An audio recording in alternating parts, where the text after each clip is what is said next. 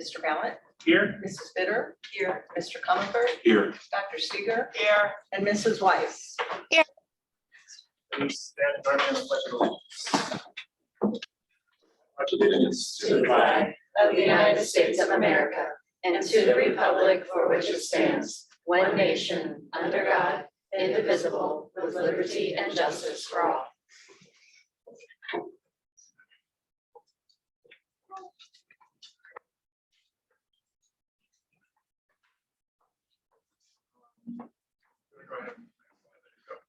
I'd like to start our meeting as we always do with our mission and vision.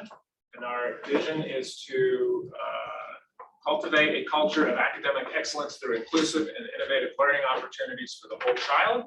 And our vision is to empower all learners to reach their full potential in a globally competitive world.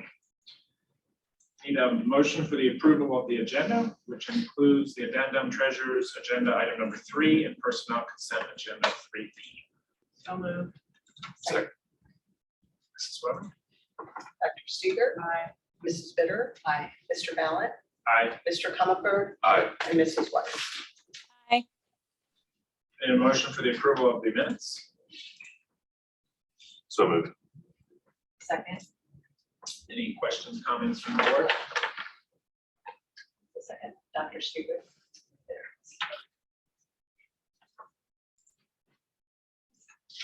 Mrs. Weber, please call the roll. Mr. Comerford. Aye.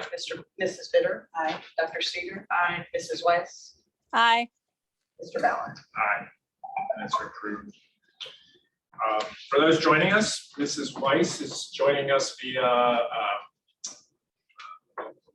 whatever this is. Virtual. Attending. Virtually. Trying to think of names, Google Meets, whatever we're using here. I had, and per Ohio ORC, she is allowed to vote and participate in the meeting through the end of June. That is. So with that, Mrs. Weber, would you please discuss the meeting protocol? Thank you, Mr. Ballant, and good morning, everyone. For those of you who are here in person and also those who are attending virtually today. For those of you who are attending virtually, you can find both the meeting agenda and addendum on the Board of Education page of our district website. The minutes that were just approved will also be posted on the Board of Education page. For those of you who have public participation requests, please send those to today's moderator, Mr. Bill Fritz, our Director of Technology at fritzw@sycamoreschools.org. And just to reiterate on Mr. Ballant's points on Mrs. Weiss, she is attending virtually per Ohio Revised Code. She is allowed to not only participate in the discussion, but also vote. And that provision of law is in effect until June 30th.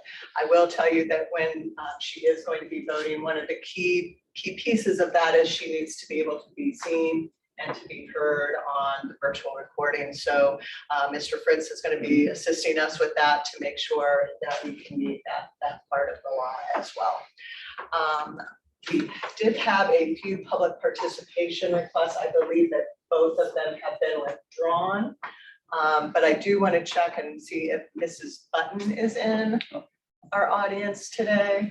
She also potentially thought she might want to participate or just talk with Mr. Lewis directly. So Ms. I don't Button, see- if you're out there.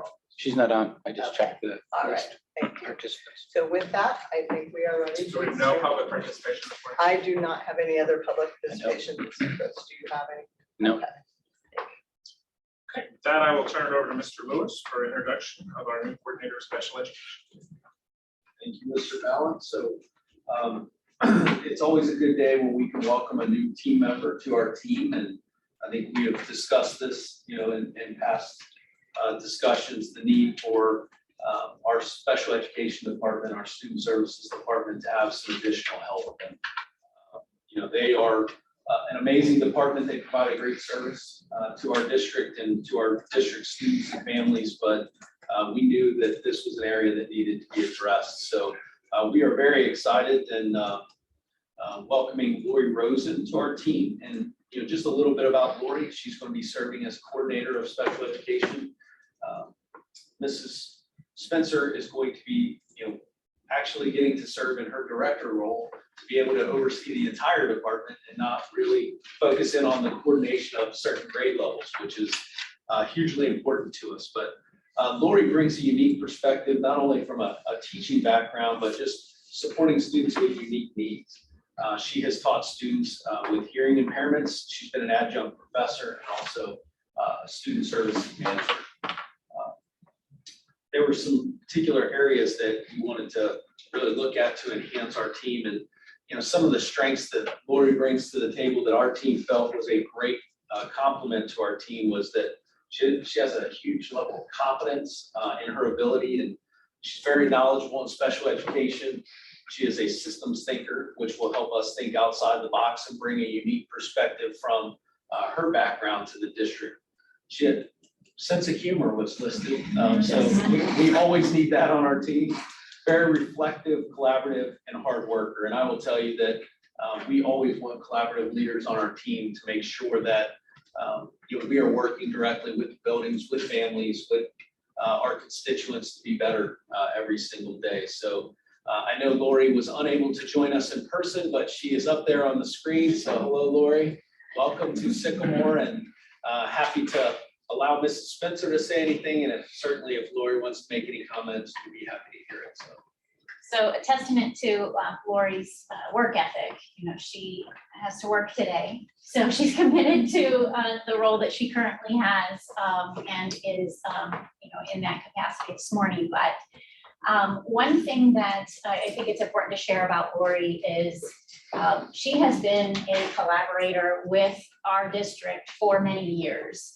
We have worked with her directly with students that we share with Cincinnati Public Schools through foster care, through students who may be attending certain programs, or even hospitals who are hospitalized within programs that Cincinnati Public oversees. And so she has been a great collaborator over the years in supporting students with those unique needs. So we've, developed a great relationship, not just her and I, but her with our district, many of our district staff. So we are just happy to have her on board, and to what Mr. Lewis had shared about her unique perspective and her systems thinking. Although Cincinnati Public Schools has been the school that she has worked in most predominantly, that's a big school district with big systems. She has, through the interview process, showed how she can apply that to a smaller district. So we are really looking forward to onboarding her. So welcome, Lori. Welcome. Thank you. Can you hear me? Hear you. Yes. Okay. Thank you. I don't know how I can top the lovely introductions. It's a pleasure to be here, and I look forward to working with all of you. I hope to be able to bring my knowledge and experience and elevate things in Sycamore even more than they are currently. And I look forward to collaborating with all of you. Thank you, Lori. Welcome to Sycamore. Okay, we will move on to superintendent's agenda. Okay, we do have one public participation. Oh, no, I'm not, Chad, I'm just here to observe. We thought you might- We wanted to give you the floor. I actually if you wanted didn't it. prepare Okay, for that. all right. Well, then we will. Moving on to curriculum. I'm sorry. It's cool. I was gonna just chat with you. All right, sounds good. Move on to curriculum review. Mr. Gross. Yes, so I will say that these are, this is one of my favorite meetings to walk into.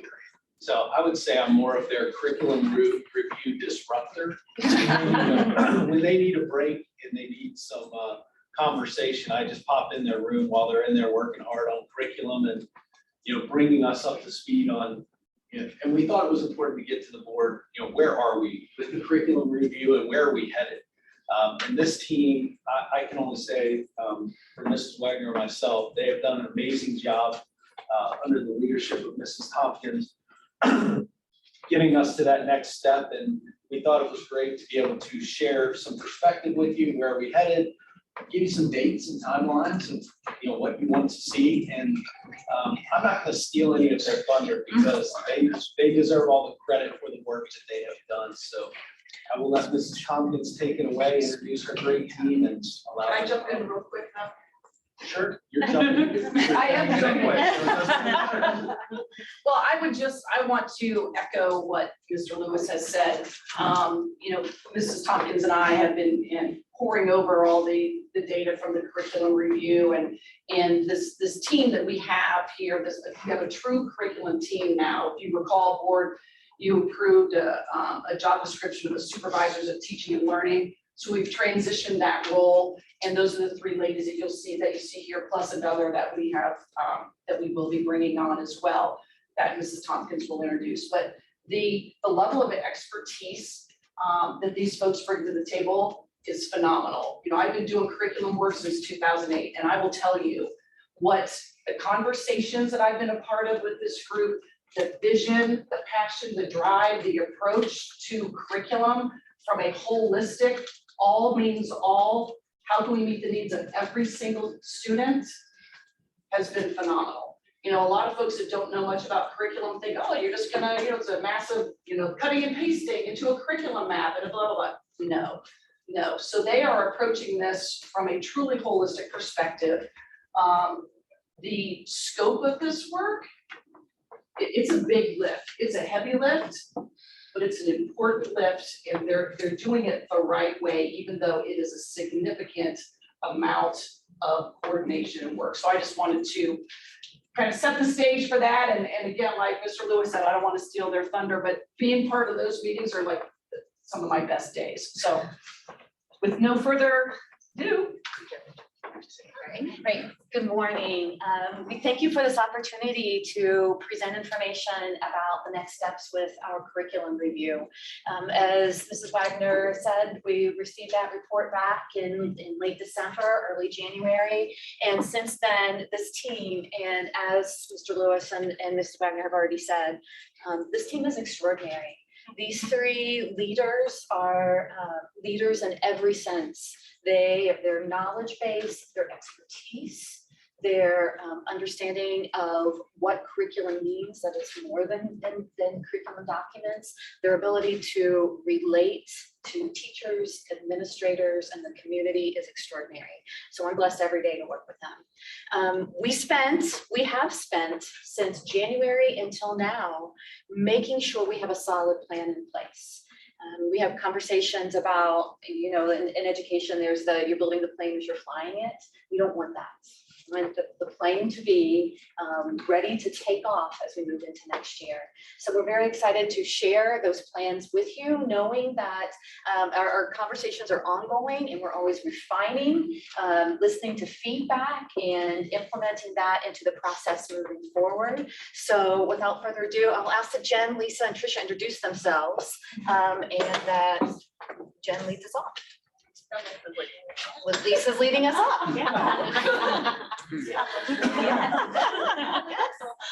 My name is Lisa Heineke. I'm one of the supervisors of teaching and learning. It's certainly a pleasure to be here with you guys today. We're really excited to roll out all the work that we've done, but ready to implement next year. And I'm Tricia Underwood, another supervisor of teaching and learning. I'm Jennifer Green, supervisor of teaching and learning. I've been in the district for a long time. I've transitioned from a teacher at SENS to instructional technology facilitator to instructional innovator to supervisor of teaching and learning. So who knows what's next? Okay, let's get going. All right, so we're going to kind of overview for you today one piece of all the work that we've done, but this is the major component of our curriculum work. And we're going to introduce to you the course of study process that we're going to begin next year, specifically with ELA, but then we're going to introduce math as well. But the course of study process is really at the heart of the district mission, vision, and values. So we'll talk a little bit more about how specifically it integrates with all of them, but we've kept in mind and we've kept at the heart the mission and the values and the vision of the district. Everything we did, we started looking at the strategic plan that was adopted for the districts. That's kind of where we started with where do we need to go with this review. The two areas we really focused in on was academic achievement and student-focused culture and learning. For the academic achievement, when we looked at the strategic plan for 2021-22, it was planned out that we conduct the audit, get the outcomes, and come up with the process, which is what we've been doing this year. Next year, the strategic plan said for 22-23 is where we start implementing that. So that's where, like Becky said, we hope to have that plan built before we start next year so we can jump in and get ready to go with it. For culture and learning, we really have also looked at the new buildings that are coming in. Thank you very much. They're beautiful. The new buildings that are coming in, how will we use those spaces? How will we use what we're doing with teachers to prepare them to set the culture for learning and inclusiveness and preparing students for the world? So when Becky came in as our the new leader of our teaching and learning team, we felt that it was important for us to kind of come together around a common set of values and beliefs. And so the result of that exercise is what you see here. So relationships are at the core of what we do. All means all, and learning is vital and dynamic. And so when you think about these three core values, it's important to think about them in terms of the teachers, the staff that we work with on a daily basis, as well as the professional learning that is centered around that student experience. I'd also like to mention that our graphic here was designed by a high school graphic designer. All right, so when we're thinking about course of study and designing course of study across content areas, you know, the natural question is, what does that mean? What is a course of study? So we think about a course of study in terms of what, how, and why. And that course of study process lives in each of those areas. So the what is that natural space where people live when they think about curriculum. So the standards, the curriculum documents, the unit design, the materials and resources. But that's just one component of a course of study process. The other pieces are just as important and in many ways more important, because the how is, how are those pieces, those materials and resources, those unit designs, how are they implemented in the classroom? What are those evidence-based instructional strategies that are brought in? What is that classroom learning environment that a student experiences every day? How is collaboration, critical thinking, problem solving, how is that manifested within those materials and resources and documents as well? And then finally, our why. And our why is what drives us. So you can think about it in terms of essential skills and that portion of graduate work that's inherent within our strategic plan. But ultimately, our why is how can we help our students become empowered readers, writers, thinkers, mathematicians, scientists, historians, so that as they leave our K-12 experience at Sycamore, that they're leaving in a sense of empowerment and independence. So those are the pieces that, as we're thinking about course of study, we're intentionally embedding in the process. And I want you to notice that's not an addition problem, it's a multiplication problem. And it's a multiplication problem for this reason. So first of all, our what, how, and why has to be across K-12. So we have K-12 alignment with our what, K-12 alignment with our how, K-12 alignment with our why. But if any of those pieces are less than a 1, within a multiplication problem, then it ends up, we don't have alignment. We have less than a 1 of alignment. So if we have a K-12 what an alignment and a K-12 how an alignment, but our why is less than K-12 aligned, then we end up with a less than alignment with our teaching and learning. So we're very intentional with thinking about how all of these have to be in place, because otherwise we don't end up with alignment in teaching. So the goals of our course of study process are to establish a significant amount of things, but primarily a culture of collaboration, dialogue, and ongoing professional learning for our teachers. This whole process is aiming to create an engaging and equitable experience for students. As Becky alluded to previously, articulation across grade levels, subject areas, and buildings, a clear progression of standards in K-12 curriculum alignment, commonality among district provided resources, and then a cadence of regular reflection, refinement, and revision of curriculum. So this isn't just say one and done kind of deal. We're doing this now and never looking at it again. It will be on a continual, regular review cycle. So to speak of that cycle, this graphic kind of gives you a sneak peek of what that looks like. So in this graphic, you'll see we focused on the 4 main content areas: ELA, math, science, and social studies. And within each course of content, there's a pre-course, the course of content, and the post-course. The pre-course is kind of getting where we are now, getting our beliefs about what do we believe about reading and writing, what do we as a district want to see our students K-12 doing. The course of studies where we're actually going to get in and start doing some of the work, aligning our standards, looking at resources. Resources are always going to be last. It's funny, every time we talk to teachers, they're like, what about the resources? What about the resources? Like, we can't look at any resources until we know as a district what it is we want our students to achieve. So resources will come towards the end of course of study, and then the post course of study will be implementing those resources, and we will be out in the buildings helping teachers implement those, getting some feedback, making sure that we've selected the right resources, and looking at any of those. You'll also notice our other content areas, such as maybe foreign language or music, or any of those that are not in the core courses will be kind of sprinkled out through here. And sometimes there may be a little bit of crossover, like right now we have opportunity to cross over social studies and ELA, which actually marry really well.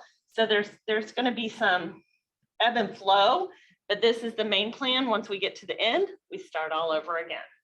What guided you to go in this path of ELA first, math, et cetera, et cetera?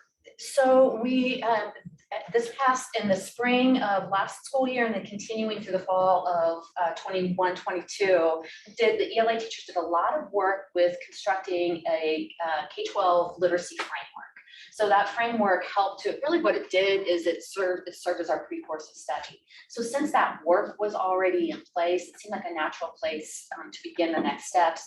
And then of course, ELA being a natural foundation for a lot of the whys of other courses as well. So we wanted to make sure we had that firm foundation with ELA and then use that as a jumping off point for our other content areas. If I can jump in too, so part of the data from our curriculum review also showed that was an area in which we should start focusing as well. So based on the feedback from the teachers that were involved in the curriculum review, there was less consistency there, but also as Mrs. Tompkins said, in every single content area, there are literacy standards. So we can hit every single content area simultaneously if we start with the language arts piece. So kind of laying that foundation first, but it also came from our data from the curriculum review. Great, thank you. Can I ask a question? Absolutely. Okay, thanks. Hi, everybody. And thanks for accommodating me today. I'm kind of look like I'm laying back because I have to have my foot elevated above my heart. So sorry that I look. So just a quick question about when you're doing sort of the pre-course of study and you're looking at all of these maps and things. Is this the time when we as a district are looking specifically at each grade level and each teacher to make sure that they are following that particular path? Or is this sort of the ideal of what we're doing in the district? So the pre-course of study is intended to set a foundation that will calibrate everyone around that particular content area. So it's a learning, it's an articulation out of our belief statements. It provides a foundation and a roadwork moving forward.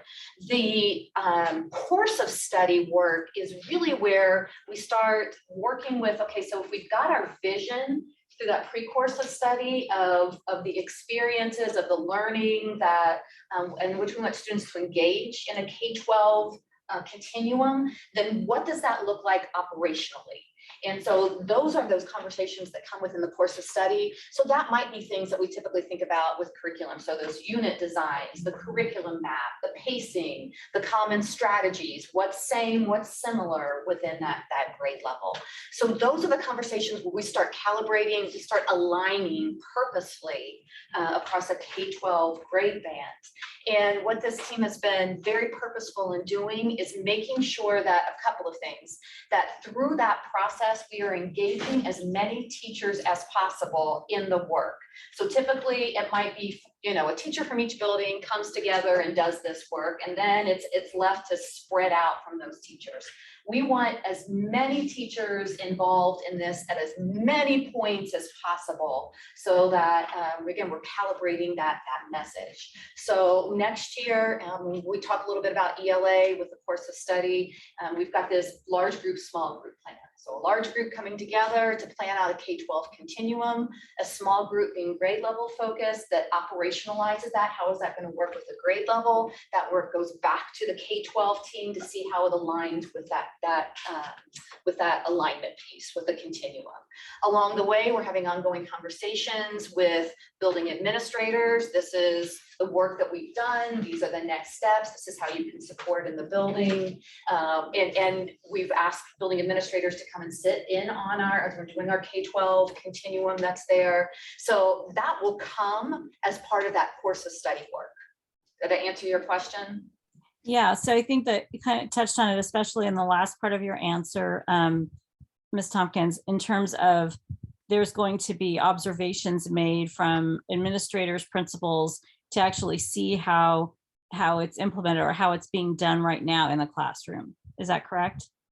So that will be part of our, as we come together as this K-12 group to do almost a needs assessment. So to really think about, okay, so if this is the experience that we want for K-12 learners within ELA around the continuum. So what are we doing well and what are those areas of improvement? And having that cadence of communication, you'll hear that a lot from us. So that steady back and forth between the curriculum department, the teachers, the building administrators, so that it's a cohesive message of where we want to go as a result of this course of study process. Mrs. Tompkins, can I jump in? Please. So I think perhaps Mrs. Weiss, another thing you're looking for. So the building principal's role in this is that implementation and monitoring within the building.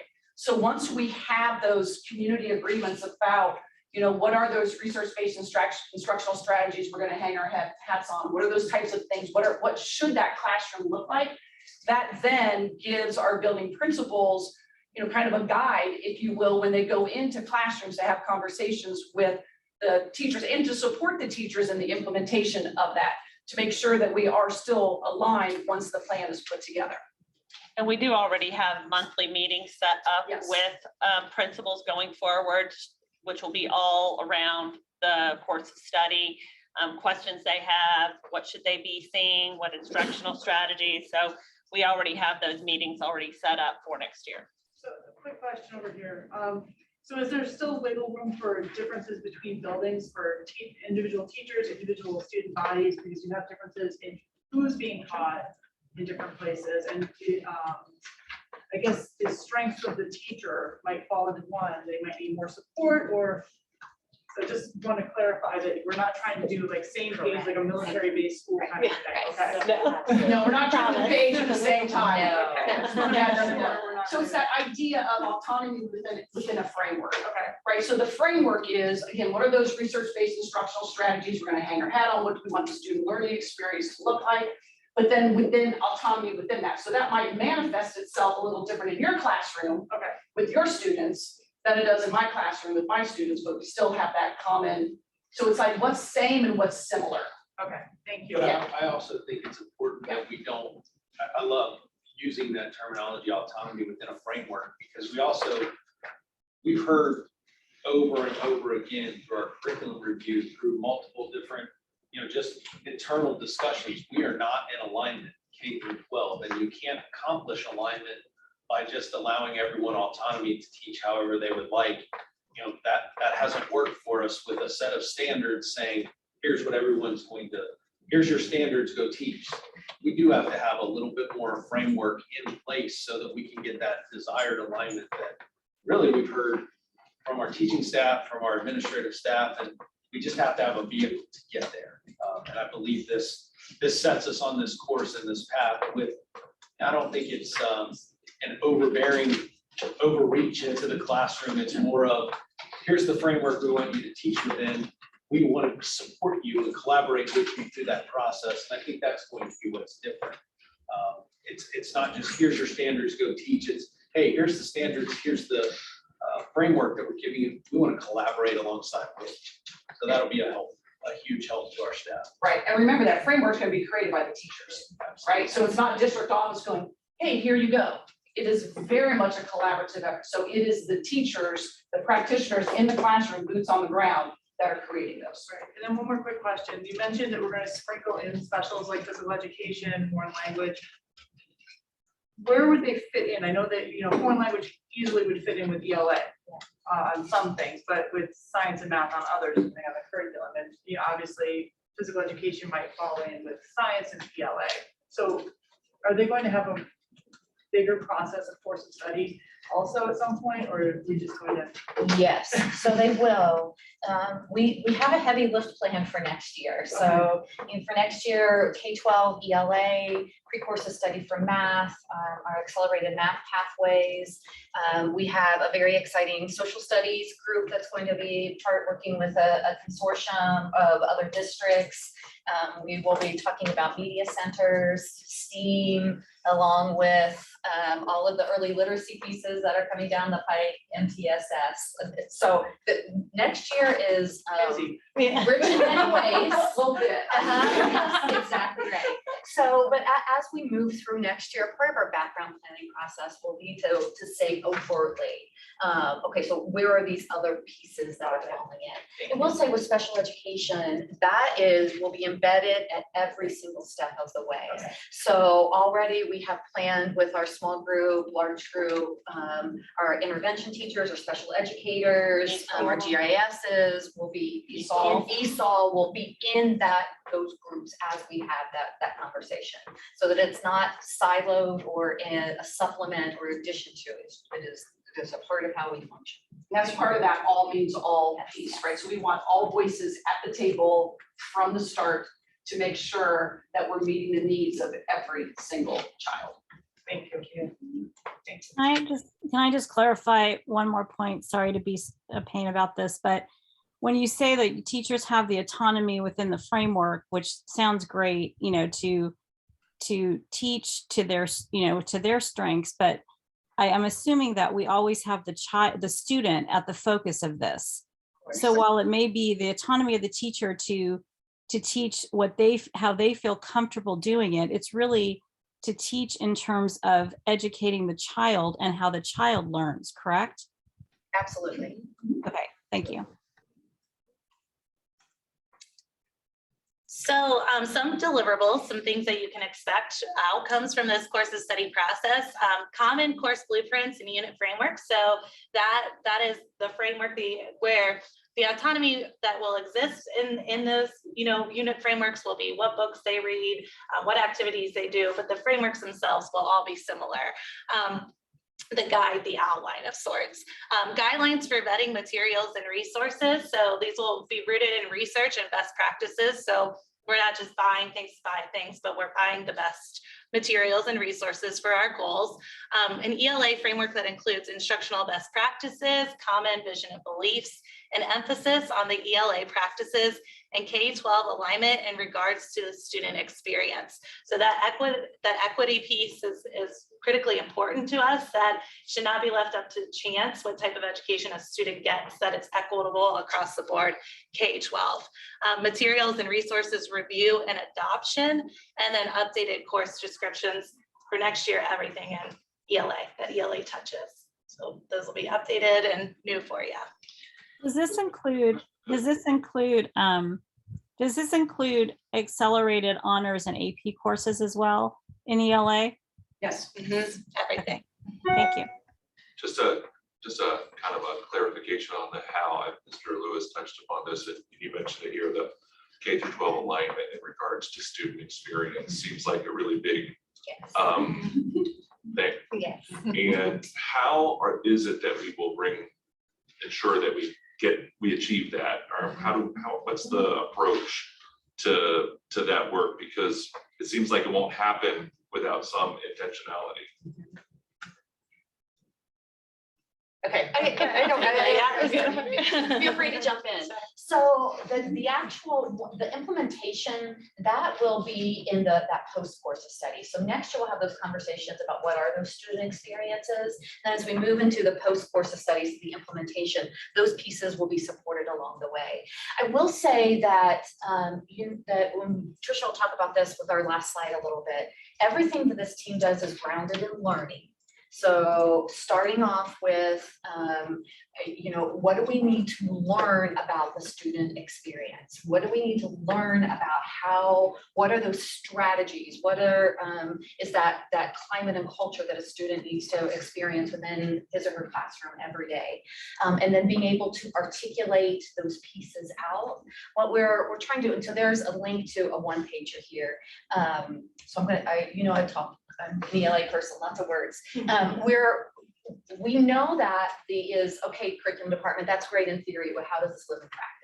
So what we're trying to, and again, this word be intentional about is having a deliverable that would spell that out in a very concrete, descriptive way that we could give to, let's say, building administrators, we could give to our subject leaders to say, as you are planning your lesson, as you within your PLCs, administrators, as you are having conversations with teachers, these are the things that you will be looking for. And then, of course, having our team that will be in the buildings and supporting teachers along the way. So we feel that by basing and our foundation being in learning, the discussion being in articulation of what those experiences might mean at a certain grade level, by being able to actually have something that's written out as a guideline, what's a checklist, however that may manifest, but it's written down and then shared with teachers, administrators, that by making it overt and visible, that we will make it viable and guaranteed across the buildings. That is our plan. That help? Yeah, that helps. Maybe just ask a question, Please. because a follow-on on that. So the resources that we use, how do you ensure cohesion as the student progresses? And Right. I see how we can do it within the grade levels across the elementary schools as an example, but as the student progresses,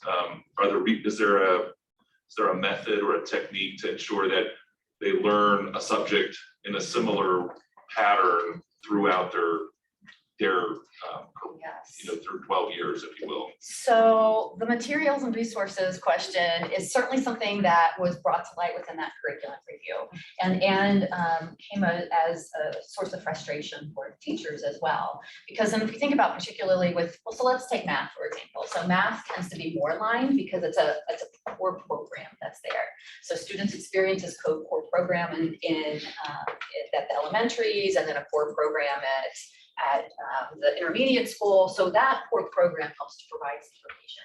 In ELA, it's different, and it's purposefully different. So there are materials and resources that isn't what we would call a basal program in ELA. So part of our work next year is, and that's with the deliverable, is really this guidelines for vetting materials and resources. So we know we've got a lot of stuff in ELA. There's not a shortage of resources, but are these the resources that first of all match our how and our why? Are these the resources, when we take a look at them, are they meeting our high standards of evidence-based, of engaging for students? And then are they aligning and articulating from one grade level to the next? So those will be a part of our conversations. I can tell you right now, they may, but we don't have that through line to be able to say that they do with confidence and or these do and these don't. But that's certainly a part of our conversation that is, and that ELA overview that links to, there are conversations that we've already planned for next year around materials and resources specifically, and then around those other parts as well. So when we're talking about the what and the how. Thank you. Yes. The goal we're spot on. I just was curious the how. So Yes. thank you. And you know, we talk about the heavy lift of ELA, like, oh my gosh, we're taking on ELA, that's a big one to take on next year. So we know our process will be ongoing and refining within, you know, we already planned, we're gonna be meeting quite a bit after each of our meetings, because we may have to do some alterations along the way, but that is definitely our goal. We have a plan in place for how we think we're going to achieve it, but knowing that we're going to be refining it. I think too, another important part of this process is really developing collaborative teams of teachers. And so we began that work a little bit this year with the collaboration days. So like just like folding in all teachers in that small group work and just building those collaborative moments for teachers who teach the same courses, as well as being able to speak with the grade level above and the grade level behind.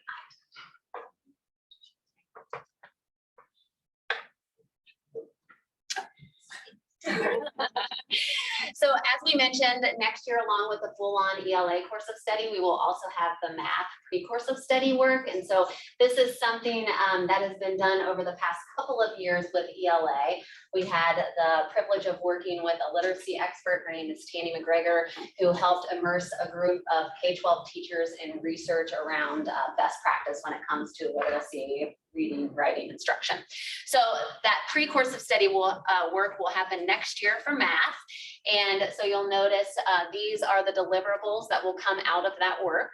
So we'll have a beginning framework that starts to outline beliefs around math instruction. Again, all rooted in learning and research and best practice.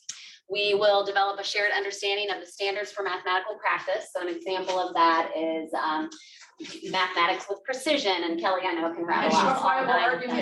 Yes, her favorite, yeah.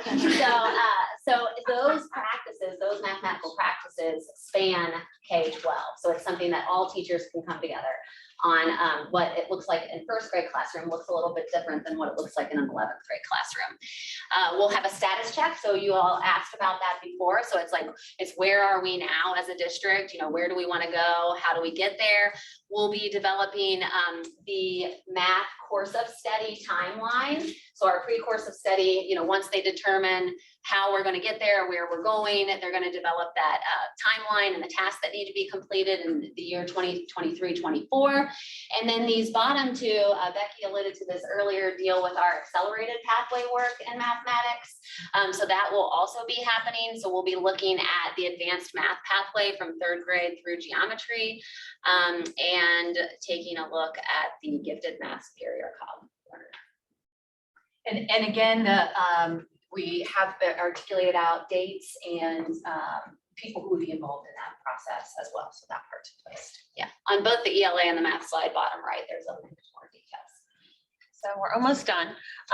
So what are our next steps? We're meeting with curriculum, our building administrators, which we've done throughout the year, but we went through and we've met now with all buildings and had a face-to-face kind of going over this process. We're in the process of identifying teacher participants for the ELA course of study and the math pre-course of study. We're going to notify them. They'll go ahead and secure their subs now. They can get an ASOP and do that. So hopefully we'll be able to get all our subs taken care of and identify administrator participants to join our teams. So that's what our next steps are in the process. So if you remember, we shared our department's core values at the beginning, one of which was learning is vital. And so when we rolled this out to our district administrators, we of course started with a learning moment, and you have access to the excerpt there. It's part of chapter 6 from this book, The New School Rules. And the title of the chapter is Schools Grow When People Grow. So we believe that growing learning is a vital part of any organization, whether it be a school, whether it be a business. You know, if you want your organization to grow, if you want your school district to grow, then you have to grow your people. And so that is at the core and at the heart of what this team is setting out to do. Thank you. Thank you very much. Thank you. Look forward to continual updates. This is great stuff. Absolutely. Lewis, moving on to master facility plan. So you'll get a substitute or a pinch hitter today because Mr. Lovell is under the weather, so he will not be joining us. He may be listening, but voice is not very good. I talked to him last night. I have a feeling his voice is probably gone by now. So Mrs. Weber and I will do our best to fill in any gaps and give you a brief update. Mr. Fritz, if you can move to the next slide. Yep, I got you.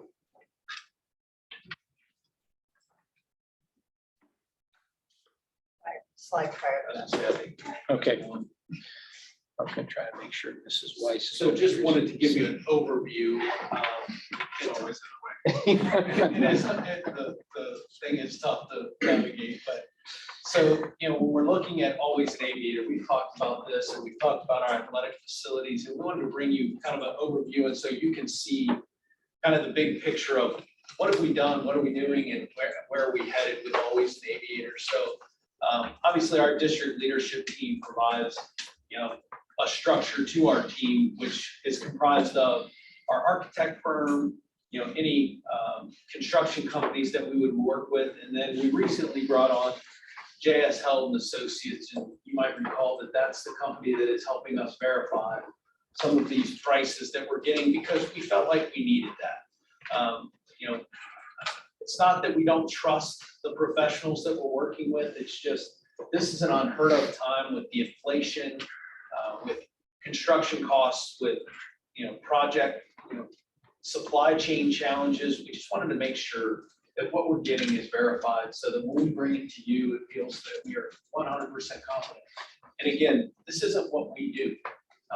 Most of us were coming here to work as educators to help educate our children, not to verify price increases and construction costs. So we wanted to make sure we had that expert to be able to help us with that. The other thing that we heard strongly, and I think we all felt, is that we've done a great job fundraising to this point. We, between Mr. Harden and Mr. Lovell, Mr. Mader, other people that are involved in the project, Mrs. Weber, myself, we've done a great job of connecting with potential donors and bringing, some significant dollars to the district, but we all have full-time jobs.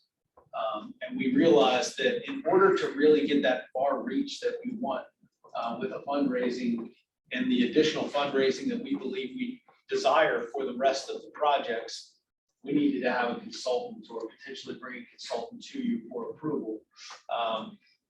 So we would obviously wanted to bring that conversation forward to let you know that that's our intent. We are interviewing a consultant. We're actually in the process of talking to her references to make sure that, it kind of meets our needs. And then if we verify everything and feel confident in it, we will bring that forward to you at the next meeting. The other thing that I think is worth mentioning is that, we heard that, strong from our constituents that they felt like there needed to be better communication. And I think when you're so close to the projects as we are, we all feel like the communication is great. What you realize is that you don't have control over all the different aspects of the district and what people are hearing. And we wanted the consistent message to be that the people involved in this project or involved in this steering team are taking the proper communication out to our constituents and to our individuals that are really close to these projects. Because I think it's a good reminder, only 30% of our community sends students to our district. I would say of that 30%, there's only a percentage that care about athletics. So, but we want to make sure that that messaging is really strong coming to our athletic community that care deeply about these projects. And I think in the future, we know that Always an Aviator is going to turn in not just to an athletic fundraising, because that was the most pressing need right now. It could turn into theater, it could turn into a foundation. And those are the other things that I think we don't want to forget is, in March, we heard a presentation from SAC about bringing a potential alumni coordinator or development director on. So we think the fundraising consultant, we think the steering committee will help bridge that gap while we're putting that structure in place, because the time that we have, we can't delay putting that structure in place and then allowing that fundraising to fall flat while that's all being completed. So our steering committee is made up of booster president and vice president for next year are on the committee. There are a number of youth parents that are serving, that have children in youth sports, because we feel like that's the next generation of individuals that need to be on it. Some of our donors, our athletic director, and some of our district team members are serving on that committee as well. So we've had one meeting already. We have a meeting next Thursday, I believe, next Thursday. And I feel like we have set out a course that we believe that the communication is there. We know what the group is seeking from us, and we're going to be bringing some information forward to them. So again, they can be those people that the messaging is consistent with what we're doing inside the district, and not just people kind of making up things or what they hear, and that's how misinformation gets spread throughout the district. So Mrs. Weber, I don't know if you had anything to add to that structure.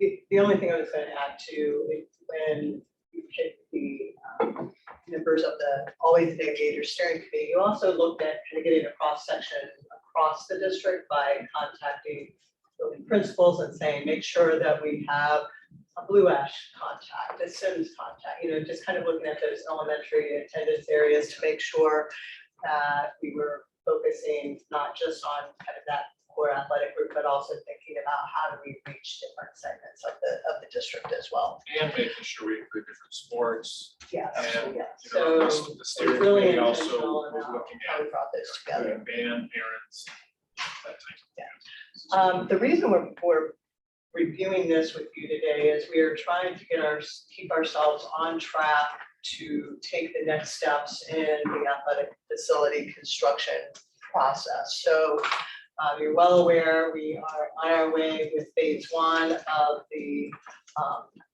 stadium, the multi-use stadium project. What we need to do is make sure that we keep on track for those next steps in our exterior athletic facilities. And the next phase side we're going to be looking at is also looking at the natatorium and how we keep that on track as well. So with this structure, there are a few things that we think are important. And Mr. Fritz, I'm sorry. Oh, sorry. That. Trying to be About that. perfect.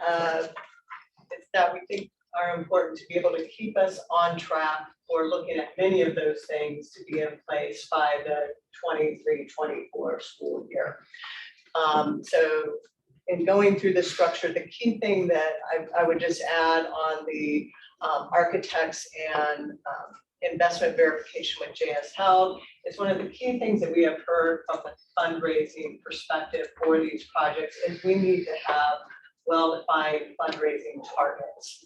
And with the challenges we've had in determining those because of all of the instability in the construction market, we want to take those two pieces together and bring them forward to make sure that our steering committee and our fundraising consultant have the fundraising targets that they need to be able to move forward.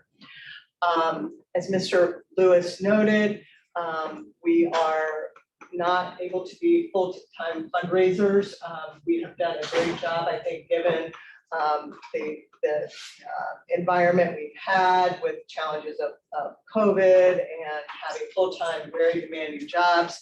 But given the additional dollars we need to raise to be able to bring that vision for our athletic facilities to fruition, we feel that we need to have some additional help with that to get to the next level, to bring in those targets, not just in donors, but also in helping us think through sponsorships and those types of things. So our thought is to bring forward to you in our next board meeting a contract with a fundraising consultant to take us to the next level.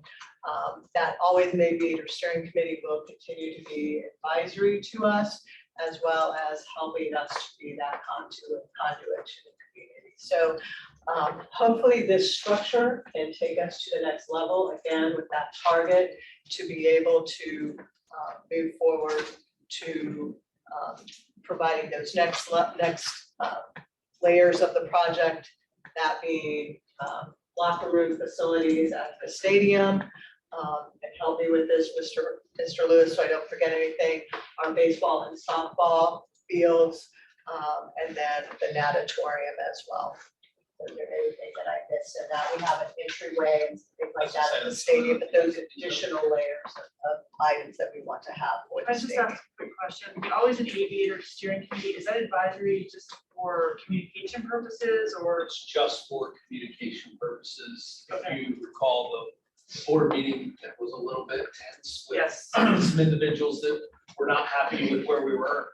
I think a lot of that was just misinformation that they had received. And so we thought it was important to put together a group that will help communicate, give us feedback, but also take feedback and take it out to the, because we can't be everywhere to make sure that everyone's getting proper communication. And what we learned really quickly was just listening to the steering committee talk, there's misinformation that they've received through, it's usually water cooler talk or into the, I call it cul-de-sac talk.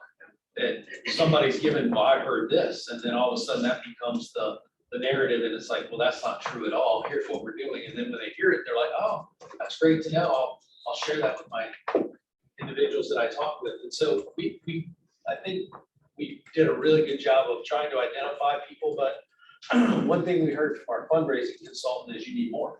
So, we'll add some additional people. And again, it's about their reach in the community. Are they in specific groups that can help us make sure that communication is clear? So, and they'll also be our group that helps us with fundraising because they're passionate people that want to see these projects happen. Down the road, right now I'm leading that group along with Mrs. Weber. Down the road, it'll probably be our fundraising consultant will help lead that group more than me. I was going to just add to that. As much as we have been interviewing the fundraising consultant, she's also attended a few meetings to interview us and to make sure that what she does is a good fit with what we need. And one of the key things that she pointed out to us is that the district can't be the front of being able to take us on this next step of fundraising. You do need to have your community take a greater role in getting that accomplished. So that is also, I think, a key component of what our always aviators do. When I look at this, I think it's a logical step, but I want to make sure we don't lose focus that the foundation is the ultimate thing that I think the board would like to get to. My concern would be that this is not an open-ended fundraising consultant that we're having, and that the ultimate goal is still to get to a foundation. Now, I know there's legal things that have to be done, and it takes time to set up a foundation and do all that. So I do believe that the need isn't here, and if we're going to move forward with these phases of athletics, but that we don't lose focus on that.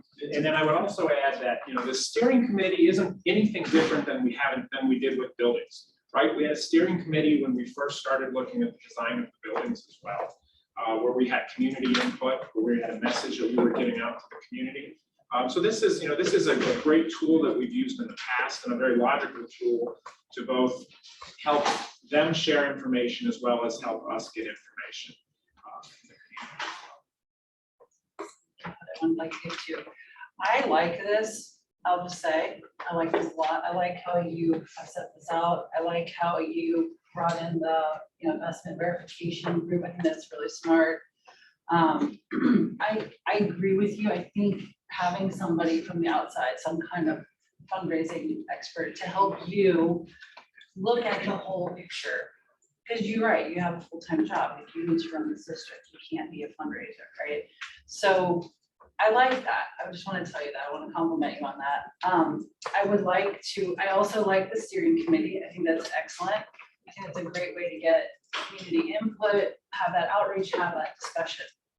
And what I would like to just ask or bring up or talk about is, we know that some of the facilities will mostly be used for athletics, right? We know that maybe the multi-use will be used mostly for athletics, maybe for some educational purposes for like gym class and things, maybe. But we know that the pool will be used a lot in education. We know we have, kids taking swimming classes, we use that in our community a lot, not just for our sports, but for other sports as well. So my suggestion is to make sure that your steering committee is really, really broad.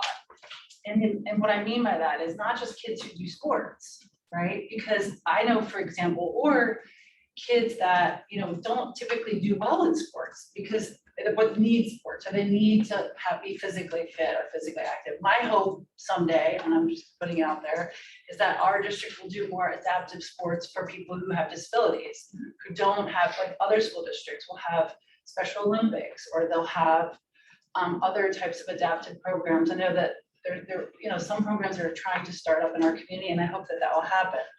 Because for fundraising, there's really a lot of buy-in to try to help build that access to physical education and just being able to be active, so that when we become adults, we're not obese, right? We want to work on these things. So I think there's a lot of buy-in. There are a lot of people that would like to help you. And I really have a real interest in learning more about, I hope that you will give us regular updates on the steering committee. I realize that it is a superintendent committee. It is not a board committee. I understand that.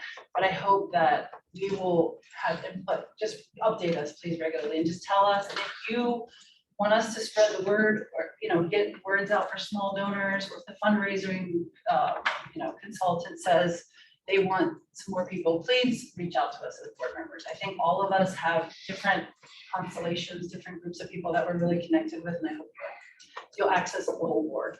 Yeah, and we will definitely include updates in our facilities, updates around, you will be hearing the same message that the steering committee is hearing as far as what's going on. Okay, all right, thank you. Yeah, we would never provide information to our committee that we don't have, so. Okay, excellent, thank you, I appreciate that. So are there any other questions about this structure? Just to give you an idea, next board meeting, we plan to bring you an agreement regarding the fundraising consultant. That will to be funded with district operating dollars. And we will have funds available with the bond issue project. The estimated cost is about $75,000. So I just want to be clear what we're looking at. That will provide us what we feel we need to do to move forward with the fundraising aspect. What time frame does that 75,000 cover? Is that 1 year? 12 months. I also like the structure. I think it's a smart setup with how it's constructed. I appreciate, Mr. Lewis, that you referenced the March 23rd board meeting where we talked about the foundation and the development director.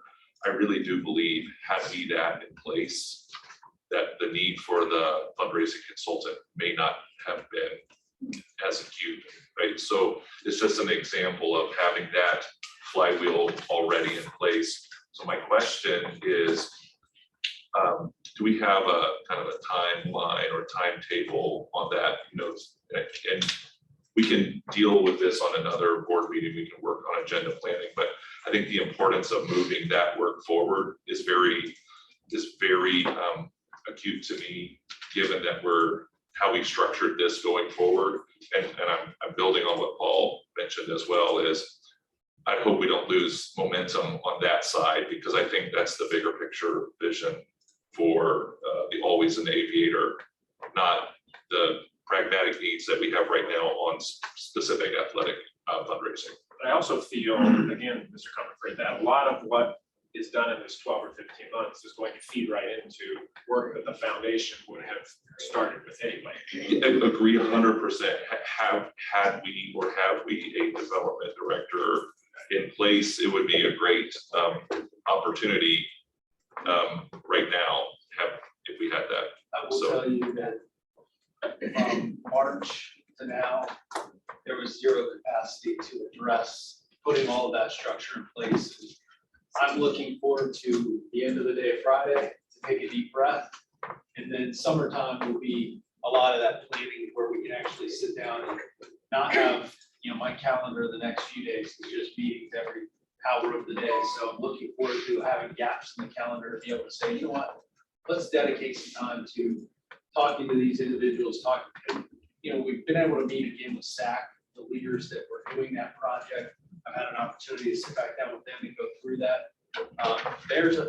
There's seemingly a lot of interest from people that have done this for a career that live in our community, which is a great tie-in. So, that'll be a a huge piece if we can get someone that's doubly invested. Not only are you here because you want to work here, but you also live here. You're a community member that wants to see these projects go well. So I would say be prepared over the summer, probably late summer, to get another update from us on where we're at. But it doesn't hinder us because it will be a good partnership if that person's coming on board. You remember the main source of that position was to get our alumni network up and running. That was one of the biggest things. We don't have an alumni database. We don't have an alumni network necessarily. That's going to be one of the major jobs that they can do right off the bat. Yeah, absolutely. I just see the synergies between that and this, so. I agree with you. So back to some of the work that we are going to ask you are some of the things that we need some assistance from the board in moving our projects forward. To give you a timeline on the natatorium, and Mr. Lewis, you may be able to help me on this, but we have continued to work with SHP, with our lead donor, and other interested community members and the athletic department to determine our best path forward on the natatorium placement and design. So as you recall, we did have some challenges with renovation to the natatorium, looked at some other options, but as we've gone through this process, have landed back that renovation of the current natatorium is our best path forward, okay? The challenge with that is that we need to determine, get a better idea of the cost of that project. And the only way that we can do that is to take next steps forward in the design development process, okay? With SHP, our architect, is our path forward to be able to get to a point where we have 30%, what they call 30% design drawing, so that we can better idea of the cost of that. You know, in thinking back to our past meeting with SHP, one of the things that we heard very clearly from the board is that you want to make sure that you have given them very clear direction and have authorized that work moving forward. So we are going to ask you at our June 15th board meeting to provide us authorization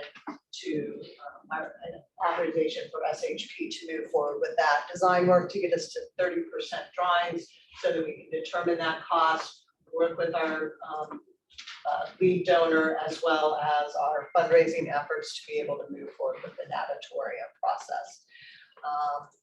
You can see the timeline up there, looking at the next couple of months to finish that work, to get to the 30% level, determining that would give us the opportunity to look at that budget approval amount, get the construction documents in place, bid the project, and then have construction ongoing from January to July of 23. So this would also be available for the 23-24 school year. So a very tight timeline to be able to move forward. The key thing that we will need approval for next board meeting is looking at authorizing an agreement with SHP to do that work. The estimated cost of that work is between $250,000 to $275,000 to do that design. So the question is, how will we fund that?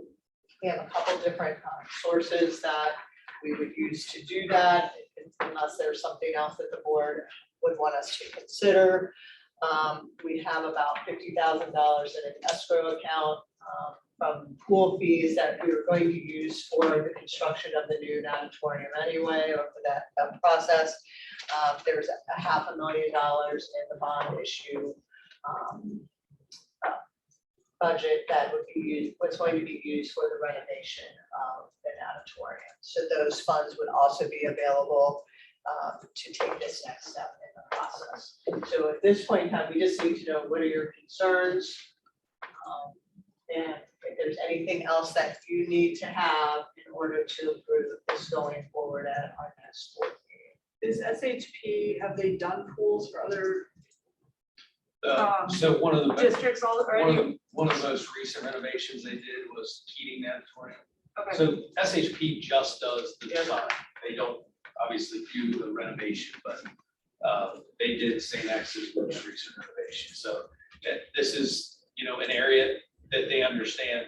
I would say our biggest challenge is it's an existing structure that we're talking about expanding, adding additional lanes, and there's just a lot of structural components and a lot of design components there. And we just gotta make sure we protect what is there. We don't wanna have anything go wrong and have a big major issue. So we've gotta get out of the estimate phase because you can't fundraise or bid or do anything on an estimate. This will get us to a point where we can bring you a firm number that we can feel confident in and really decide, okay, what's our path forward? How much money is this going to cost? What's, our donation from our private donor, how much does that cover? What's left?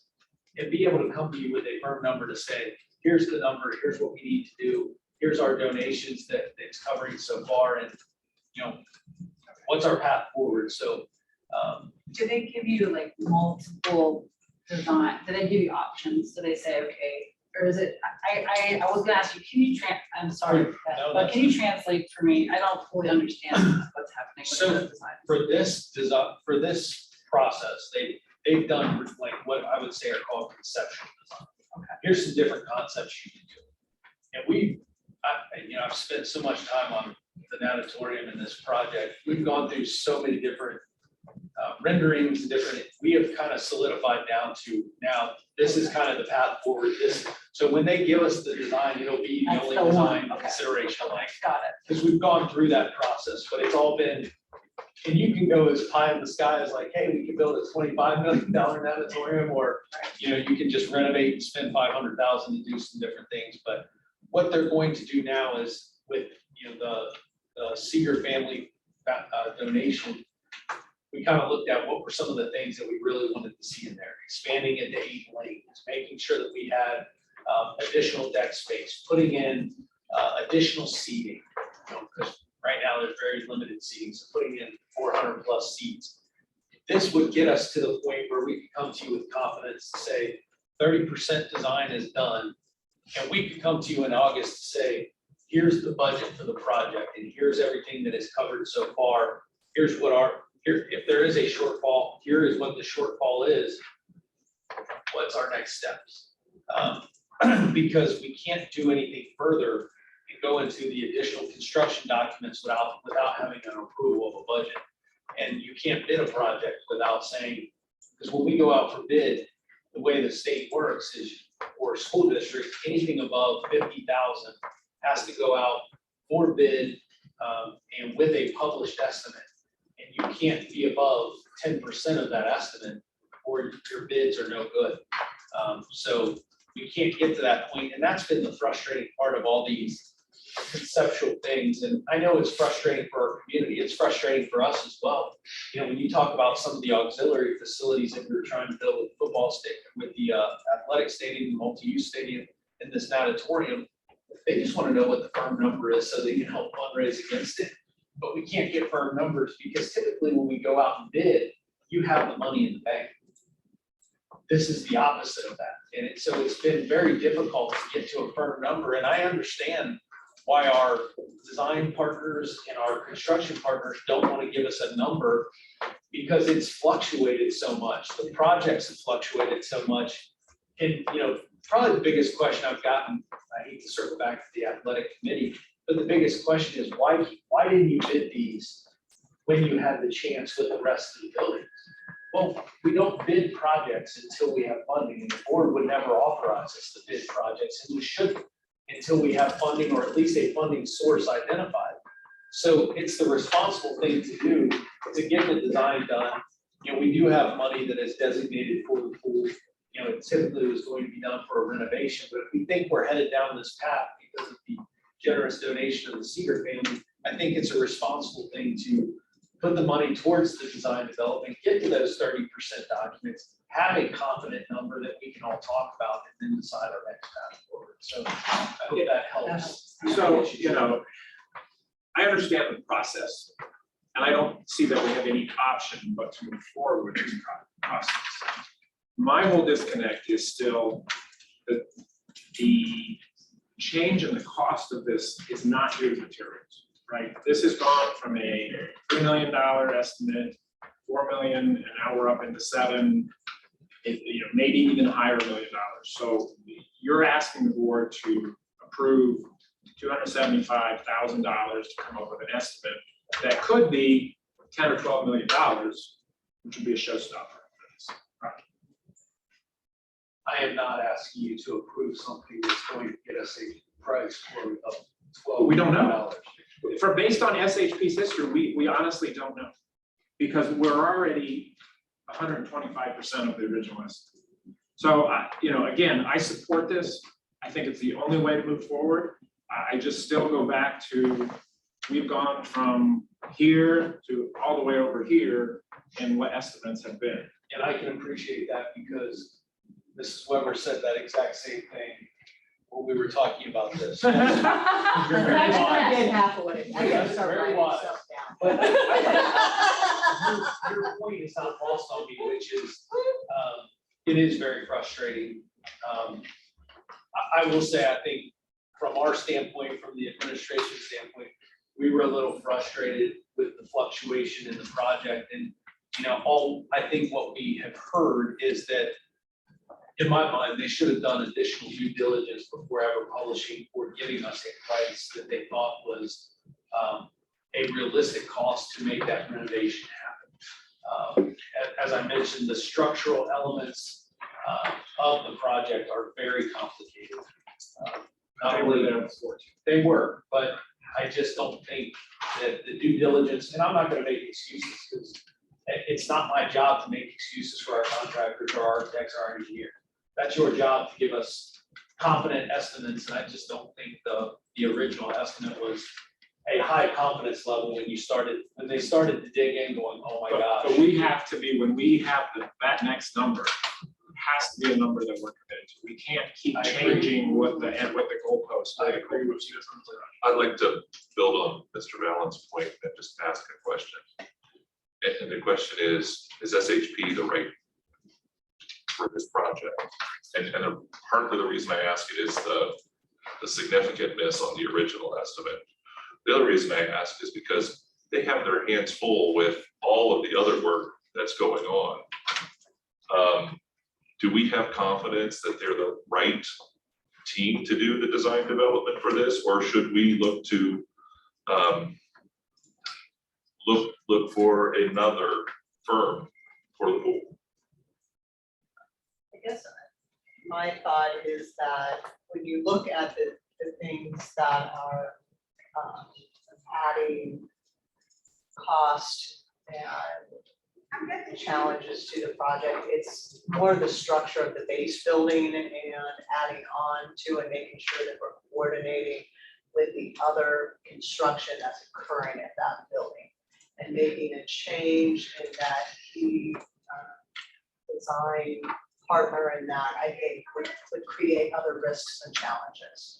That being said, I do know that when they're looking at key components of the pool design itself, they have brought in other consultants who do that work to assist with that. So that may be a discussion we need to have to make sure that they take into consideration all of those things that are dealing with the pool itself, apart from all of those issues of just building onto an already existing building. I just think we bring in another partner into this, you're gonna have the constant whose issue is it, what risk are you bringing in? So I don't know, you can chime in on that, Mr. Lewis, but I think there would be other risks and other costs of bringing in someone, a different firm. Mrs. White has a question. Oh, Mrs. Weiss? Hi, thanks. So just to kind of build on what Mr. Ballant and Mr. Comerford have said, understanding that SHP does not, provide the construction costs of this, but I'm concerned as well as Mr. Coniford said, I'm concerned about sort of scope creep and who is actually providing SHP with to kind of contain what they're designing for the natatorium. Because what I'm getting concerned about is the very generous donation of Mark and Sandra Seeger for this natatorium. It hasn't taken, I think we can all agree that it hasn't gone as well as we had hoped it would in terms of the design and the construction costs. And like Mr. Balance said, it seems like every time we talk about it, there's a couple more $1 million added to what it's going to be. So is there a way that we can work, if SHP is indeed the firm that we want to use based on everything that you just said, Mrs. Weber, is there a way that we can contain them to what the very generous donation of the Seegers is, so that we can stay within that, understanding that they don't control and provide construction costs. But I think we all know that if you get really, really elaborate with design, it's going to cost more money. So how do we actually contain SHP to accommodate the things that the Seegers want to see in a natatorium and what we would like to see in a natatorium as a district, without kind of going, pie in the sky natatorium? How do we control that? Because I fear that we're going to be at that same point in December when the project bid is going to come back at. So Melissa, thank you for that question. What I would say, Mr. Seeger is serving on the committee that's working on the design with the rest of our team to try to navigate, what are those things that we want to see in our natatorium, and what are the things that are, I'll say, extra, or we can even identify those as alternates if those are things that we would like to take pricing on but don't want to put in the base bid to keep that scope creep down. I think the other thing is that our job as a district is to have a team that's identified that we kind of had to take some of the players, I'll say, out of the process, because when you get too many hands in the process, then everybody has things that they would like to see, but you really need to hone in. At this point, we need to hone in the design of exactly what we want. I think the last thing that obviously we have done is we've hired this consultant since that time, because we do want to make sure and verify that our numbers are accurate. And SHP's job is to do the design. The construction firm is the one giving the estimates. They have estimators that look at the project costs and basically give an estimate based on where they think we're at. At this point, with a 30% design, they would have a higher level of confidence of all the unknowns that they might see to be able to say, this is what we believe the cost is. And with a 30% design, the cost may go down because it's honed in and they're not padding it with contingency because they're scared of the project. So I do believe that our path forward is with SHP. I believe the other negatives to it would be the amount of time that we would have to delay this project further. And I don't want to alienate our donor or any of the other donors that have already given to this project. In my mind, we have to have a path forward. And I think that's an honest conversation with Mr. Lovell and I can have with our team that is working on this, to say there's a lot of skepticism around your work.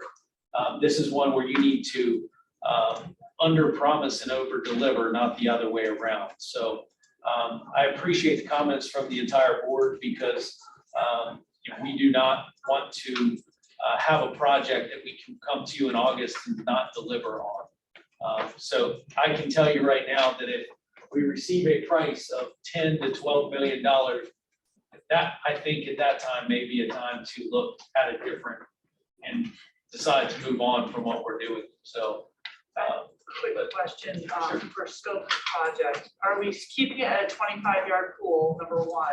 Are we keeping diving at one end, number two? And number three, building upon what Mrs. Bitter said earlier, if you want to include Special Olympics, for instance, are we having a zero entry part of the pool included so that we can open up the pool for rental to more than just swimming and diving?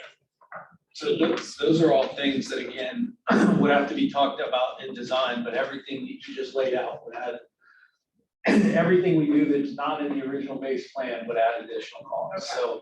I So we're think, keeping it at 25, we're not going to as 50. far as I know, obviously, we're keeping it at 25. We have talked about and looked at the way to do that is to rotate the pool, the different direction, which, works within the footprint. It actually helps us structurally to do it that way.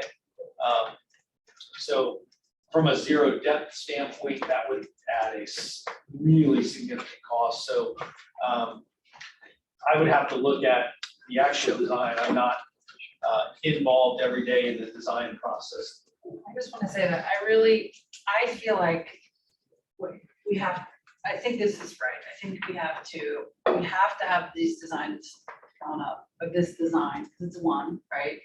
Enough work has been put in so far. It's time. We need to know, we need some clarity. We need to move forward. Whether we like it or not, we'll find out if it's doable.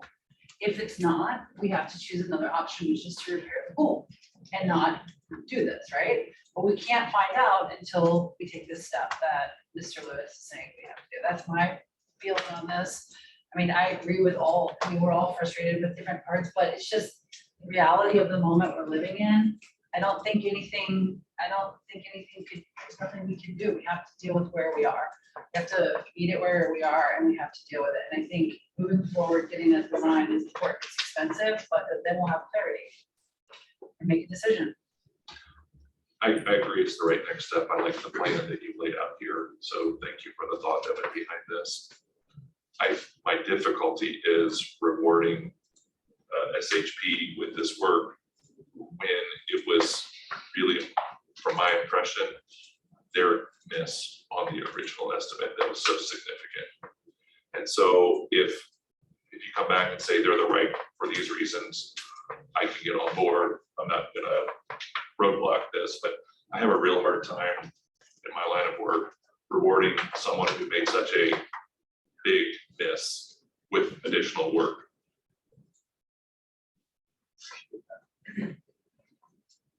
So we will come back to you at the next meeting with some follow-up and some approvals. And, I appreciate the discussion and the dialogue around this topic. I know it's not easy. I know Mr. Lovell wishes he could be here because I'm sure he feels that sentiment. Mr. Foster's one of those people that has to hold all these people accountable. And look, he's a scary person, so He is not. he will He make is not. sure Let's that be marshmallow. SHP feels good about that. So, Okay, great discussion. yeah. Moving on, item number 3, I need a motion for the approval of the change order of Sims Elementary Project School Renovation GFP number 3. So moved. Second. Just the typical change order, no comments there. Mrs. Weber, please call the roll. Mrs. Bitter? Aye. Dr. Steger? Aye. Mr. Comer? Aye. Mrs. Weiss? Aye. And Mr. Ballard? Aye, motion passes. I need a motion for the change order of Sycamore High School exterior athletic early site package GMP 3A and campus parking early site package 3B. So moved. Second. As you can see, just some typical site work action, always my favorite thing, undercutting. You always talk about unsuitable soils, and I think we all understand soils, when you're talking about drying, it's a little wet up there, so. But one of the things that we realized is, we need to get some signage on the Cornell Road side. Because I went to Rotary yesterday, and one of the community members said, "Are you strip mining up there, or what are you doing?" And there is no sign on the Cornell Road side, it's all on the school side, so I told him, I said, we'll get a sign out there, but these are just typical site package things that need to be completed. Mrs. Weber, please call the roll. Mrs. Bitter? Aye. Mr. Comer? Aye. Dr. Steger? Aye. Mrs. Weiss? Aye. And Mr. Ballard? Aye, motion passes. I need a motion for the authorization to bid Sycamore High School tennis court restoration. So moved. Second. Just typical renovation. As you know, we have a very good tennis program, both boys and girls are good programs. And Mr. Foster, and Mr. Lovell, and their teams do an amazing job of trying to keep up with our asphalt, and that includes tennis courts. So you can see again, as we talked about in the last section, anything above 50,000, we have to bid out. So you can see the published estimate there of 91 is changed to get this bid out. No questions? Mrs. Colbert, please call the roll. Mrs. Weiss, Hi. Mrs. Bitter, Mr. Ballant, Aye. Mr. Comer, Aye. Dr. Stever. Aye. Motion passes. I need a motion for the resolution authorizing agreement with SHP for the transportation facility construction. So moved. Seconded. And as you can see, it's a resolution for an agreement with SHP for the work to construct the transfer. I'll add a bit to that. When we were looking at the transportation compound, the initial work was tied to the contract for Sentence Elementary, because we were looking at potentially building our facility probably closest to Sentence Elementary. In looking at our path forward with construction of the transportation facility, we determined we would probably be better costs if instead of doing it as a construction management at risk process tied to HGC, that we would want to bid that out because of the scope of the type of project that it is. So with that, we are going to be changing the contract from the original structure to, and again, we worked through this with our legal counsel who helps us with our construction issues, to a different type of architectural agreement that will allow us to competitively bid it as opposed to having to be a construction manager risk process. The cost has gone up a bit for the design, but more so because we have had to go through significant due diligence on the current site at the Reed Hartman facility, with making sure that we've done our due diligence from not only an environmental, primarily from an environmental standpoint, looking at wetland studies, looking at making sure that it's suitable for construction. So we've had some additional costs that are being added to the contract because of that. Anything that we had spent on the prior agreement will be credited toward the new cost, so it's not an additional cost on one. So this is for, we already approved $248,000. Right. This is not for an additional 276. This is for the difference between the 248 So and the the delta 270. between Okay, thank you. additional costs, it will get us on a path so that we can complete, next board meeting, you will have the design for the transportation facility, another approval we'll be looking at. We plan to bid it out in July so that we can get the work started yet this summer. So I think this gives us a good path forward to completing that one on the transportation facility. And this is also, as you mentioned, moving us from the construction manager at risk to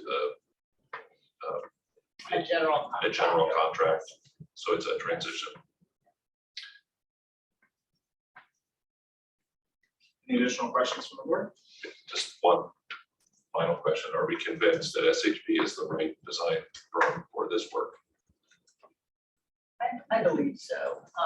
And to go another path would cause significant delay, because we have to go through there's a process outlined by Ohio Revised Code that we have to follow to be able to choose a different architect. I think the key for this one will be opening it up to different types of contractors that might not necessarily focus on school projects, but more on this type of facility. I think that'll help us in terms of the cost. They've designed a number of transportation compounds. We actually, in my prior life, we toured a number of their facilities, and then they just recently completed one. Right? It's very similar to what we're looking at. Have they already started this design? They've done some work with visioning with the with the transportation staff. I believe they've probably done some. I would some say work on it. conceptual design. Yeah, I mean, because they did have $248,000 under construction, under determined prior. Mr. Love will give us some updates. So I think that the basic work has been done. Because we had already approved the 240. So it's not like they were doing work without approval. Agreed. They already had. We had a contract. Right. Yeah, we've heard that loud. Make sure that does not occur, so. Or it's a donation. Right, Mr. Correct. Mrs. Weber, please call the roll. Mrs. Bitter. Aye. Mr. Mallon. Aye. Mr. Comer. Aye. Dr. Steeper. Aye. And Mrs. Weiss. Aye. Motion passes. I need a motion for the approval of student breakfast and lunch prices. So moved. As far as I know, lunch prices are remaining the same for next year. I don't think there's any other comments other than our child nutrition department has done an amazing job in the face of numerous construction challenges and, everything else that they've had to deal with this year to serve our students. And our numbers are through the roof, with participation, which we're excited about. I hope that continues because I think students being able to access that with the way that the federal government provided everyone free access, I think it exposed some students that would never eat. So I know the Lewis boys enjoy Mrs. Warren's food, so I'm sure I'll have at least one eater every single day. I have a quick question. Sure. What is, I'm not familiar with St. Cecilia School. Oh, good question. Thank you for that. So for both of you, we serve a satellite site. St. Cecilia is a school in Oakley on Madison Road. And we got into that a number of years ago. And what occurs at a lot of the non-public schools, they don't have the resources to be able to provide their own breakfast or lunch program. And, a number of years ago, we got into some partnerships and looked at potentially doing this and serving a satellite site. So St. Cecilia was very successful. We used to serve Nativity, which sometimes was successful, sometimes not. Their culture was bringing in food, parents bringing in like McDonald's. So it was tough to break. But St. Cecilia actually has a high, very reduced lunch population. It's a great partnership where we can provide them access to what we do for our students, which is a good nutritionally sound breakfast and lunch. And because of their high needs population, I believe they qualify it. Every student is allowed to get, or a majority of the students are allowed to get free breakfast and lunch. So it's a great partnership. And we've continued on because it's been profitable for us. We have a contract. I don't know if the St. Cecilia contract is like that, but I'm pretty sure it is. We had a minimum, we have to make a certain minimum amount for us to continue to partner, and it's been highly successful. So good for us, good for the students at St. Cecilia. Yeah, I would just like to add the comment that, I think this says a lot of our child nutrition department that we're able to keep prices with the rising costs of food, which means a lot to our families. So I appreciate the hard work of the child nutrition program. Mrs. Weber, please call the roll. Dr. Steeper. Aye. Mrs. Bitter. Aye. Mr. Comer. Aye. Mrs. Weiss. Aye. And Mr. Mallon.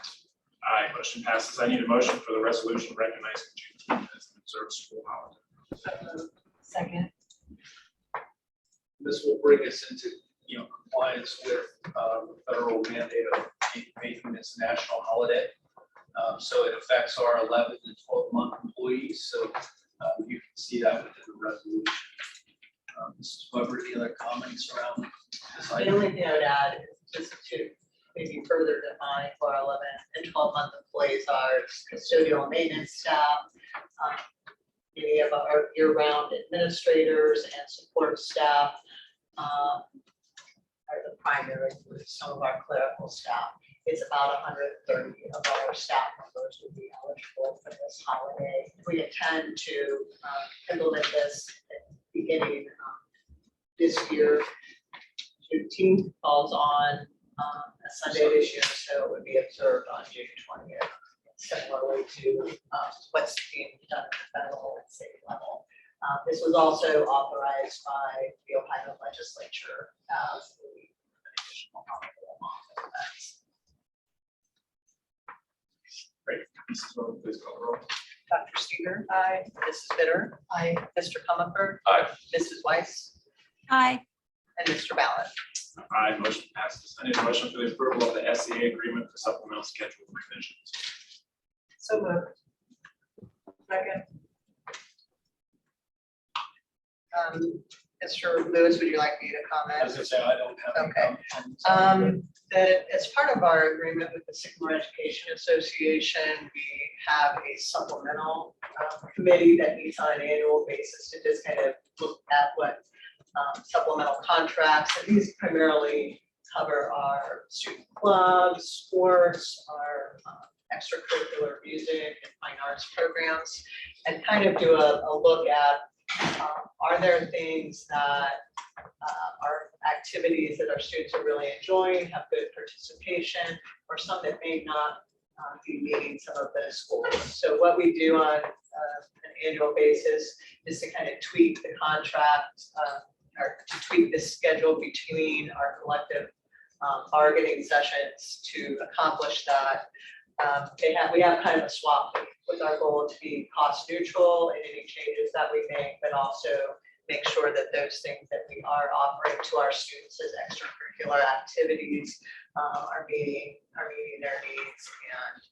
And so those items that are listed are either additions to our supplemental schedule for next year or deletions, because we're just finding that the interest isn't there, or that we're having difficulty being able to meet the needs of our students in that way. So again, cost neutral, a good collaborative effort by our supplemental committee, which has both athletic directors, Dr. Davis from HR, myself, and then a representative from the junior high and the high school who looks at our clubs and activities.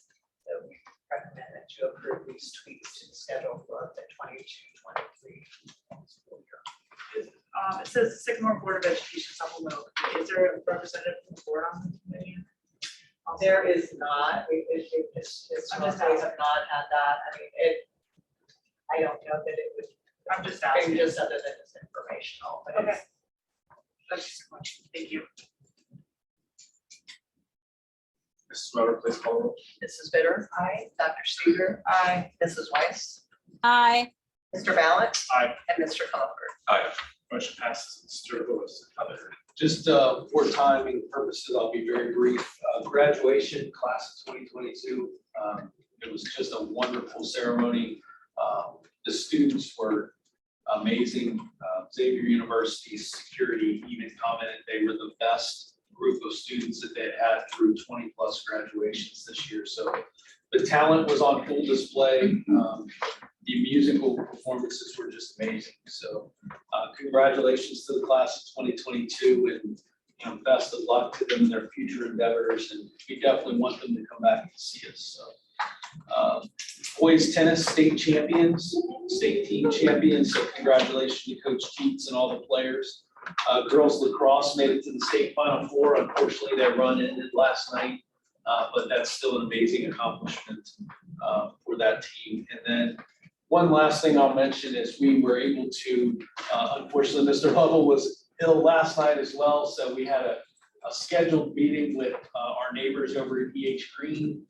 We had about 8 show up last night in this room, and I was the substitute. So I told them I apologized ahead of time that I was the sub, but we talked and they were just very supportive, great neighbors, minimal concerns, and just wanted to make sure we were aware of a few of their concerns. And so Mr. Foster and Mr. Lovell are addressing those concerns. But one of the things that I thought it would be nice to mention to the board is just as we start demo over at Green, because it is the only one that's really bordered by like residential property really close. We are going to put metering around the edge of the property at the advice of our environmental engineers and structural engineers, just because as you start to demo a building, a lot of vibration. We just want to make sure that as we monitor it on the property line, that it's not affecting our neighbors. And so they were very appreciative of us taking that proactive step. So good neighbors, good meeting. Thank you to Mrs. Von Bright and Mr. Lovell for setting that up. And, sorry to the neighbors for having me as their administrator. Great, That's all I thank you. have. Just one more quick thing, we're adding healthy age update to the next board meeting, correct? Yes. Okay, just making sure the public's aware of that, thank you. Need a motion for the approval of agreement with Angela Brock.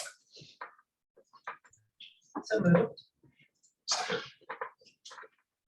Just to give you a bit of an overview for this item as well as the next one. Many of you have probably visited the Sycamore High School PTO Spirit Shop, located in our commons.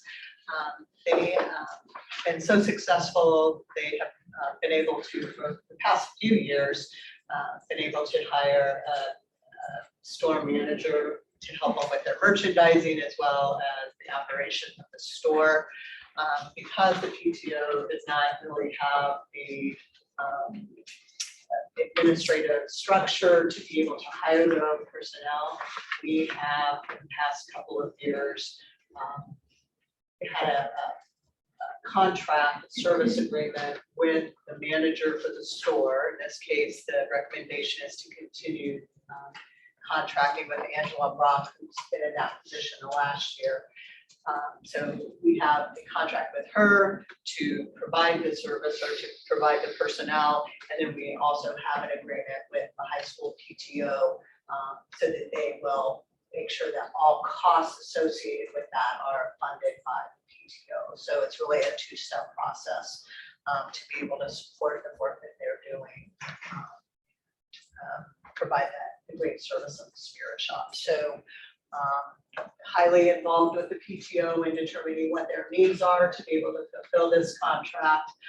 As not only just those duties and roles and responsibilities that they want to have served, but also the compensation structure that they feel works for them. It is works also for the store manager that we're recommending today. So the first step is the approval of the agreement with Mrs. Brock, and then following that, we'll ask you to approve the agreement with the PTO.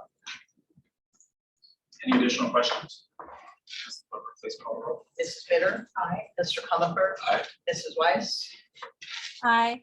Mr. Ballant? Aye. And Dr. Steger? Aye. Motion passes. I need a motion for the approval of Sycamore High School PTO, the Ace Hanger Bookstore and Spirit Shop. So moved. So Second. moved. Are there any other questions? Mrs. Weber, please call the roll. Mrs. Bitter? Aye. Mr. Comer? Aye. Mr. Ballant? Aye. Dr. Steger? Aye. And Mrs. Weiss? Aye.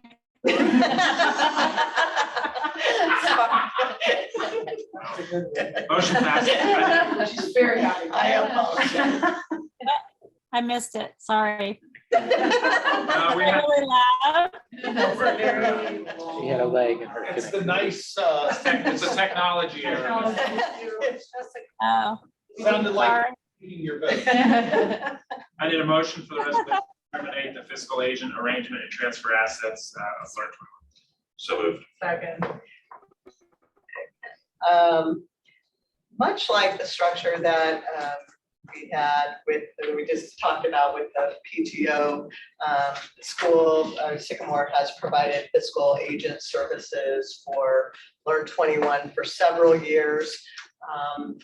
But that is, all good things come to an end, but it's really for good reason. Learn 21 has been highly successful in the work that they're doing and are moving on to the next step to really just be fully functioning on their own and to not need the fiscal agent supports that we have provided as a district. So as a result of being the fiscal agent, that we have held their cash reserves as well as purchased some equipment that because they are overall the administrator of their assets and including their cash. We need to have some authorization according to the auditor of state for us to separate from from the district in terms of financially. So this outlines not only the separation of cash reserves and assets, we have also provided staff and personnel for Learn 21. They're going to be hiring their staff directly, with the exception of the executive director, because he's still going to be working with us in some roles. So we're going to So with that, I just have to ask you if you have any questions. We are asking for authorization to provide a transfer of their cash reserves before, some of their cash reserves before June 30th, which will be the end of the agreement, so that they can have startup cash for the things that they're going to need to accomplish right away come July 1. We will continue to involve the board of directors of Learn 21 to help us with overseeing this process. And the process itself will, I'm sure, be reviewed by the auditor of states when they do an audit here on June 30th. So this authorization will help with that process to show that we have had oversight in making it happen. Unless you have anything to add, Mr. Britt. No.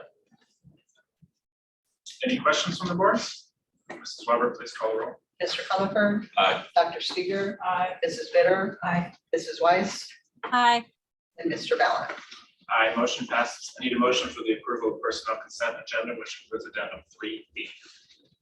So moved. Second. Mrs. Weber, please call the roll. Mr. Comerford? Aye. Mrs. Weiss? Hi. Dr. Steger? Aye. Mr. Ballard?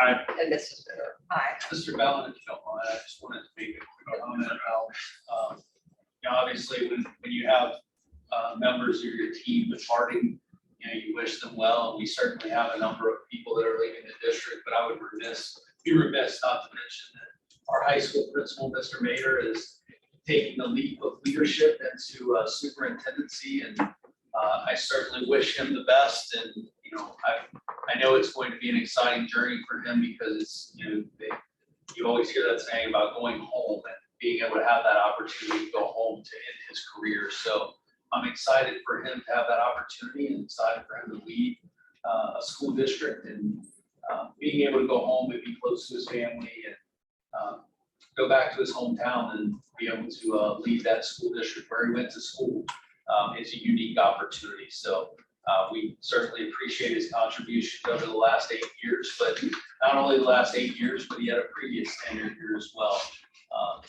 Of working inside our high school as a math teacher and as an assistant principal. So, but I would be remiss not to wish him well, and just, you know that the Sycamore family supports him, and hope he has a great time going back to his hometown. So thank you for that. Moving on to other Board of Education business, policy project update. Thank you, Mr. Ballard. I apologize for the revised timeline, but when you're revising the entire policy of the Board of Education, some of these things, we just need to take time to do it right. We had initially scheduled a review of policy today, but given the items that we had on the agenda, just to complete some of the work that we need to have done on that, we are going to be providing you the overall policy manual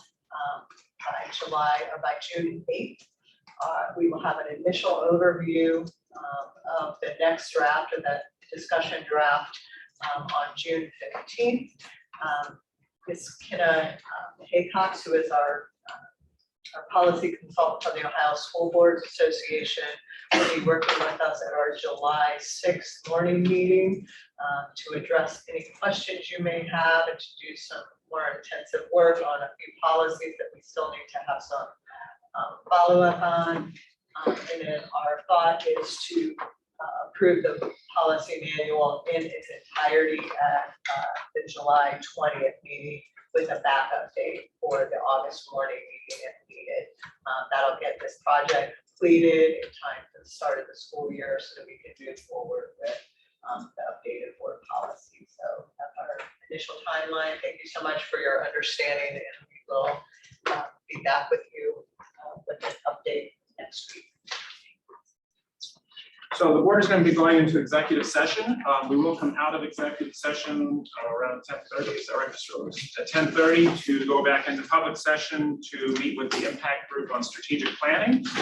And then more than likely we'll go back into executive session. So with that, I need a motion for the to go into executive session for ORC 121.22G1 employment, discipline, compensation of a public employee, official, or regulated individual. So moved. Second. Mrs. Weber, can you call the roll? Ms. Glitter, Aye. Dr. Steger, Aye. Mrs. Weiss, Hi. Mr. Ballant, Aye. and Mr. Cullenberg. Aye. Motion passes. We will take a quick 5-minute break and then start executive session.